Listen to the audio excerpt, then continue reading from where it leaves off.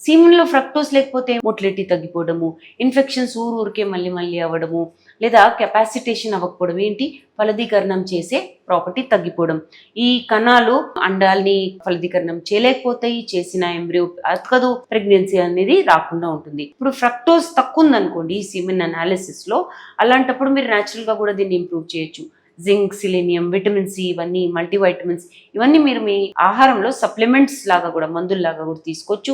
ఆహారంలో మీరు green leafy vegetables, fruits, vegetables, nuts, ఈ వాల్నట్స్లో చాలా మంచి యాంటీ ఆక్సిడెంట్ ప్రాపర్టీస్ ఉంటాయి అక్రోట్లో.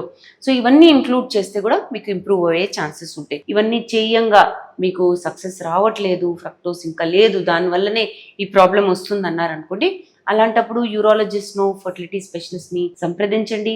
వాళ్ళు నెక్స్ట్ ట్రీట్మెంట్ ఆప్షన్స్ అనేది మీకు ఇస్తారు. దాన్ని బట్టి మీరు డెసిషన్ తీసుకోవచ్చు. దీని గురించి ఇంకా వివరాల కోసం తప్పకుండా జీవా ఫర్టిలిటీ సెంటర్స్కి విచ్చేయండి.